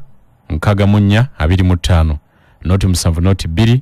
ana nkaga munya 25 oba MTN ngokubira Mwami Sam Balagadde yinyini noti 7 8 7 28 83 54 noti 787 28 83 54 ate mwami Francis Kisirinya akulira basenkulu wa Uganda Agribusiness Alliance era kwanaganya enteekateeka zonna mukubire ku noti 772 43 85 39 noti 772 43 85 39 tusilwa batuuliriza mwami Kisirinya ntandise nawe. Bannaffe abadde batuuliriza mwenna mwebale nnyo okubanga badde muwuliza ate nammwe ababuuzizza mwebale nnyo okubuuza kiraga nti mubadde mugoberera. Kati obumulumulu bwonna obubaddewo katugambe nga mu varieties oba mu bika ebya kedo ebitatambula bulungi nga ate dda twalina ebika bya kedo ebitambula bulungi nga betwagambye kirungi nnyo okwekakasa nti endokwa zosimba zibanga zendokwa entuufu ezinakuwa kyeweetaaga. Bw'odda ku saidi baba kedo olina n'emiwendo bakuwa mitono nnyo. Ekyo ekikireeseewo nga bwe tubategeezezza lwekubeera nti waliwo nkola eyambako okutuukirira balina overkedo abajja bano bayise ba middlemen bo bakunyiga nga bwe baba basobodde okulaba nti bakugjamu naye bannaffe abamusubi nga bwe banzeewo enkola ey'okubayitangamu eyo yonna yonna bajja kusobola okubawa ebbeeyi etegeerekeka. Tuyanziza batulabire mwami Balagadde Sibula batuuliriza n'ekigambo ekisembe sebo ne bannyaba mwenna batuuliriza mwebale nnyo mwebalire ddala mutuwadde amaanyi ate era nja kusaba aba CBS batukomyewo nate tuongere okubamatiza ate era mututuukirira amasimu gaffe mugatutte tujja kubakubira waliwo ne bangi abankubidde wano mwenna nja kubaddamu mwebale nnyo mwebalire ddala tujja kukwatira wamu tutumbule ekirime kino ekya avocado. Okay, ampuliriza nange kkiriza nkusibulire wano tobadde muliriza mulungi nze Kalule Lameka abakulu bawulidde mbebaza ntambudde wiki namba nga bwe nabagamba nga tugitandika ntuleeta full package mu programu eno yakkiriza obagaana nsonga za byabufuzi bukulembeze byabulamu byanfuna era wiki ndowooza gimazeeko nga wekumire kukkiriza obagaana tosigadde kikimu ate katukwatagane wiki ejja tulabe nayo bweneetambula. Olivia kwagala maze okutuuka wano bingi byakuleetera mu ggwanga lya Tanzania abantu abali mu 10 n'ebikumi bafudde mu kwekalakasa okw'ennaku 3 zokka okusinziira alipoota kati envanyuma evaayo eraga nti abafu tebannaba kutegerekeka muwendo ne bali mu 10 abattiddwa kubanga intaneti yaggiddwako n'ebirala kati lipoota tezifuluma mangu n'ekitongole ekya UN kitegeeza nti ddala kituufu abantu bangi battibwa abala bangi bali mu malwaliro n'ebisago naye gavumenti esirise embeera ekyali ya bunkenke ne Olivia kwagala kajja kwama